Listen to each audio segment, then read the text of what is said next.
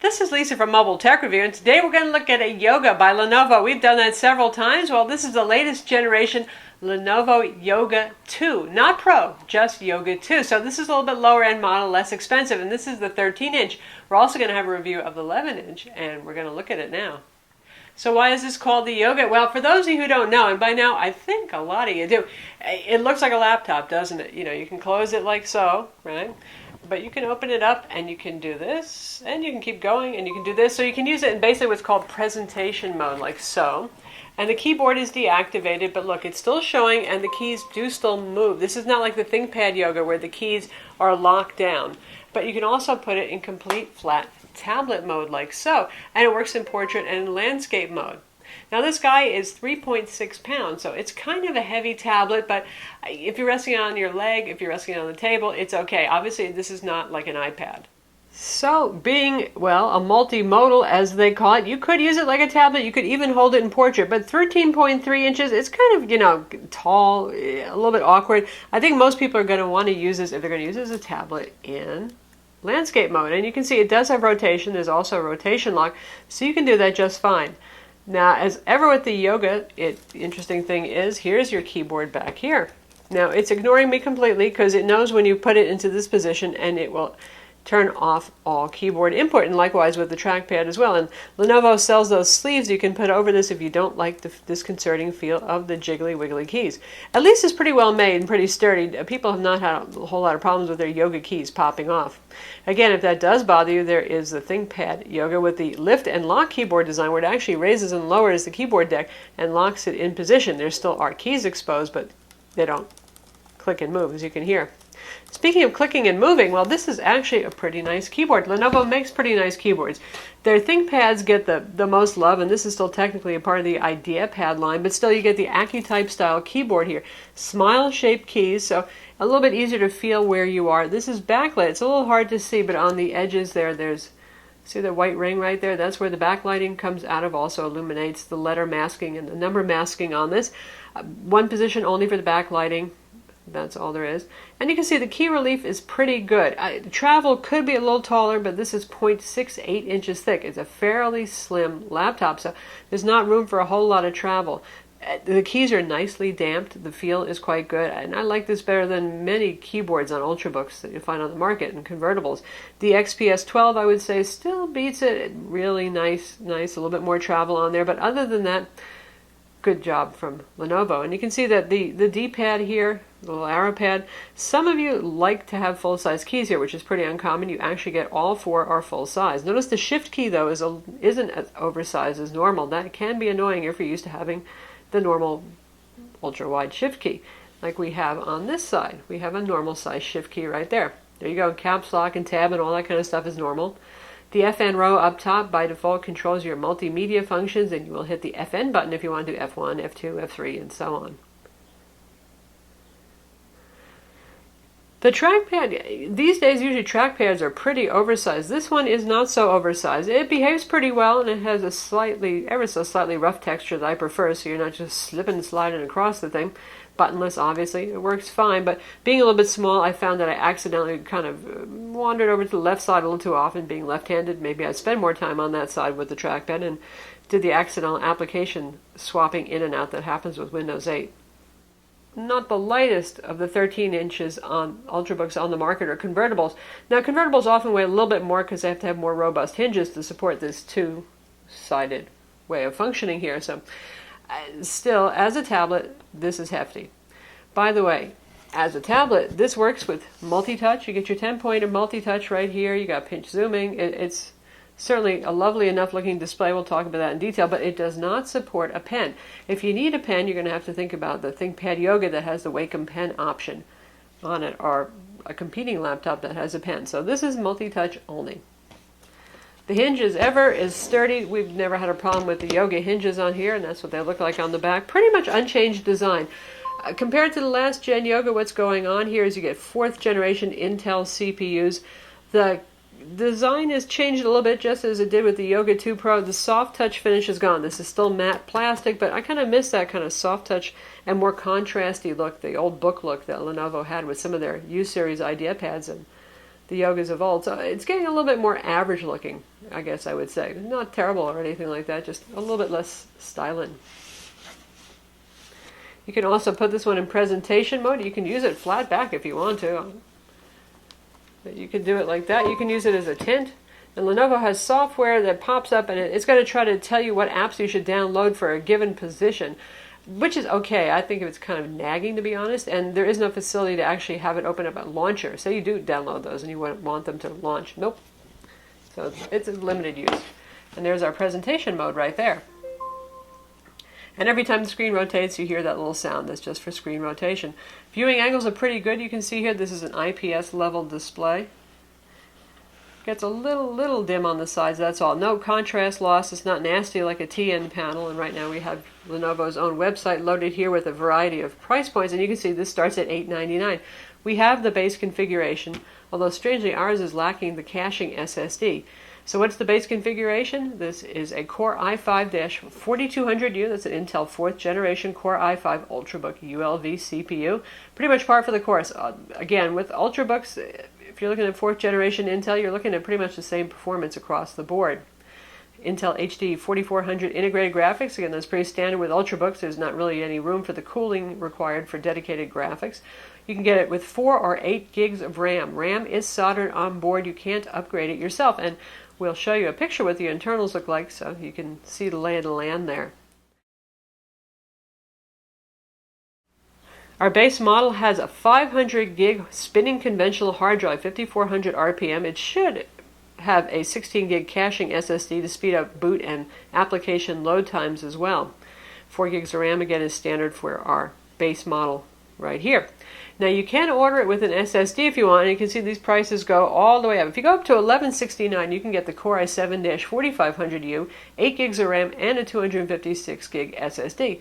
So it's relatively speaking affordable. For those of you who are wondering why does this exist when there's the Yoga 2 Pro in the world, well, a lot of it has to do with, for some people, $300 is a big difference in price, and that's about the price difference between this.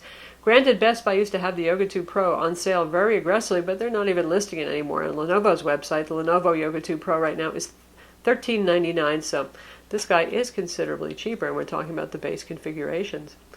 One thing you give up is that 3200 by 1800 display on the Yoga 2 Pro. You know what? I'm okay with that. Unless you're using this for editing high-quality images in Photoshop and you can tolerate the teeny menus and you just want to see as much of the image as you can on screen, Full HD 1920 by 1080 is pretty much a sweet spot. You can get by with using no scaling even if you want. So here in the Metro Live Tile part of Windows 8.1, everything's always good to go. Handles scaling great, so do Metro applications. If you go into the desktop, right here, I have it set to 125% scaling, and I think that's quite easy to see. You could really do, there was a little delay before those icons loaded, huh? You could do it 100% if you have pretty good eyes and be just fine. So I'm not going to fault this for Full HD, especially because it is a very nice display. And now, why did those icons take a minute to load? Again, because this has a spinning hard drive. That's where you're going to feel the difference in performance. I myself am used to SSDs these days in laptops, and those just boot quickly, everything loads quickly. With this, you turn it on, and you see the Windows Metro Live Tile interface pretty quickly, but it's not ready to be interacted with just yet. You know, you got to give it like 10 seconds more. The touchscreen driver might not have loaded yet, that sort of thing. So if you can afford it, get the SSD drive, or go ahead and do it yourself afterwards if you want. It's not that hard to open it up. You need a Torx T5 screwdriver, and it's a standard 2.5-inch SATA drive bay in there, so you can just find one of those at many consumer electronics stores of the geekier variety these days, like Fry's, even Best Buy. So how is the display? In terms of color gamut, really very good. It's right up there with the top Ultrabooks right now that are pushing close to 100% of sRGB, usually between 95 and 99%, and this one does do 99% of sRGB. That's nice wide color gamut. How about Adobe RGB? And there's our Adobe, 77%. So for something that is sort of closer to Lenovo's budget idea of a Yoga, that's a good quality display. How about brightness and contrast? And you can see the test from our Spider 4 Pro colorimeter, which is a USB hardware device and companion software. Black levels are pretty darn good at 0.37. 770 to 1 contrast ratio is also very good, and 285 nits of brightness. That's with brightness set to maximum, and auto brightness disabled, which I usually do on Windows 8 because it's a little too heavy-handed and it likes to make things, well, darn dim all the time. So for ports on the side, we have an SD MMC card slot, the usual 3.5mm combo audio jack, USB 2.0 port, a little weird there, the new rectangular charging connector that Lenovo uses these days. Back we just have some ventilation, nothing else going on there besides the beefy hinges, and on this side we have more going on. USB 3.0 port, we have micro HDMI volume controls in case you're using this in tablet mode. And here we have rotation lock, and this is the Lenovo assist button. Should something go wrong with the computer, you poke that little thing in there. They kind of make it a little hard to poke, so you know, by accident launch recovery or something like that, but that's over there. And that's our power button, which is flashing to let us know that the device is asleep at the moment. Bottom, not too much to see here. The Torx T5 screws right here would hold the bottom plate on. Not too hard to take that off, thus. Stereo speakers, we have Dolby Home Theater version 4 software audio enhancement on here, and it sounds pretty good. Some rubber feet to stop it from skidding along on your desk too much, and does the job. Also available in Clementine Orange, Lenovo's wonderful, famous Clementine Orange, for those of you who like things a little bit more jazzy. So not a bad looking laptop, not an exciting looking laptop either. And it comes with Lenovo's more modern style. This is what they've been using lately. Charging brick, not too huge, and rectangular connector there. Plenty of cord length on here, the usual two-piece assembly, so you can take that apart. And here it is with its best little buddy. This on top is the Lenovo Yoga 2 11, the 11-inch model, and we will have a separate review, like I said. So you can see it's a bit smaller, not wildly smaller though, actually, mostly in this area here, shaving off some space. 2.9 pounds for the 11-inch versus 3.6 pounds for the 13-inch, so a bit of a weight difference. Both of these are, relatively speaking, on the hefty end of things. And now for a comparison shopping moment. For $100 more, here is the HP Envy Spectre 13 we recently reviewed, also aimed at consumers as opposed to a business machine. This guy is metal everywhere, kind of brushed metal, brown on the top here, champagne on the inside. So a whole lot classier looking. This one comes with an SSD drive for that $100 more too. So not really bad, but this one is not a convertible. It's just the standard laptop. So what does it depend on? It depends on what you want. If you think you're just going to be using this like a laptop, well then this is fine. But if you're really enthralled with the idea of the whole yoga principle and being able to use it in many positions, then obviously this one isn't a competitor. So inside, you know, Lenovo, if you've been watching our reviews for the IdeaPad line, anything but the ThinkPad, sometimes even the ThinkPad base model, but they give you single band 2.4 gigahertz Wi-Fi. Still, always, I'm going to harp at it, I would like to see dual band. These days, a lot of people have dual band routers, and that way microwave ovens, Bluetooth, and other things won't interfere with the reception. The good news is this is a dual antenna design. If you look at their website, you see it has Intel 7260N 2x2. 2x2 doesn't mean two bands. It means dual antenna design inside of here. And yes, it's 7260, but the single band and adapter. So Wi-Fi 802.11 BGN inside. And that is a combo card that also has Bluetooth 4.0. Lenovo is good at robust signal and well-behaved Wi-Fi, so we've had absolutely no trouble with Wi-Fi on this. It's been reliable, robust, not disconnecting, and all those evil things that sometimes happen. Inside of here, there's a 6-cell 50-watt-hour battery. That's a pretty good-sized battery for a 13-inch Ultrabook. Obviously, it's nominally sealed inside. There's no little latch to pop it out. The same is true of most all Ultrabooks. If you undo these screws, you can get to it, and it's pretty easy to actually remove should you ever need to replace it because it's dying of old age. And that's a pretty good battery, you know. The resolution's not that high. It's the usual Core i5, but battery life has just been okay. Now, part of that is we have the spinning hard drive model. SSDs do use a little bit less power, but still it's been averaging about 5.5 hours with average mixed use. That means MS Office, web browsing, streaming an episode of House of Cards on Netflix. Not heavy lifting, not playing games on this. It's really not meant for games particularly, and not doing any HD video editing, which will certainly shorten your run times. You'll hear that fan go, too, if you're doing something more demanding. Not streaming Netflix, that's not going to get it hot and bothered, but if you are editing full HD video, if you're playing a little Left 4 Dead 2, Civ 5, those kinds of games that do play well on Ultrabooks with integrated graphics, you'll hear the fan. It's not whining, it's not annoying, it's just a constant oomph, you know. not a vacuum cleaner, but you'll hear it. It's audible. So if you're just doing MS Office and browsing the web, it's usually pretty quiet. The bottom can get warm. Not burning hot, but you'll feel some heat over here, and it'll blow some hot air out of the vents too. But it's not a disaster. I don't mean that by any means, but it's not one of those super silent, super cool models. So in terms of synthetic benchmark performance, PC Mark 7 has scored 3703. Usually we see 4700 to 5000 on an Ultrabook with this CPU and RAM, but the reason it's lower is because of that conventional hard drive. Again, and PC Mark puts a lot of weight in their score on whether it has an SSD or a hard drive. So again, really get the SSD if you can, because I do notice a difference. It just seems so much more responsive with an SSD. But W Prime computed Pi in 23.35 seconds, par for the course, same as all the other Ultrabooks. That really has nothing to do with the storage media there. It's all about the CPU and the RAM speed.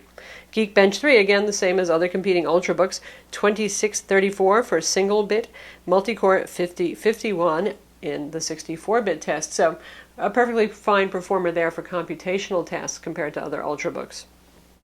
As Lenovo's usual HD webcam up top, which isn't too bad. They're above average dual array microphones, and again, like I said, stereo speakers underneath with Dolby Digital audio. So let's listen to a video and see how it sounds, and we'll check out the EliteBook 820.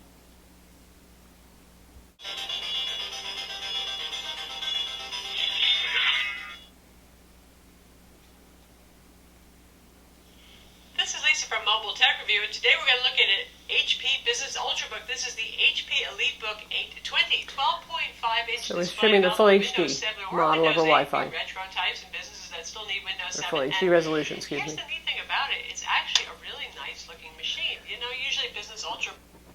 So it looks perfectly fine. That is a very nice display, and the sound isn't bad. It's not, wow, amazing quality, but it's not bad at all for speakers that are firing from underneath. And of course you can tweak your settings and bring out a little bit more bass on. Not harsh, not hissy, and we're at 65% volume right now. So that's Lenovo Yoga 2 13-inch, and the biggest improvements here from the last generation, our last one was 1600 by 900 resolution, so we've gone up to full HD, 1920 by 1080 here, and we've moved up to 4th generation Intel CPUs, which usually improves battery life, though we're not seeing wild improvements there, but it's acceptable at 5.5 hours. If you want to run the screen dim, you could probably get up to 6, no problem.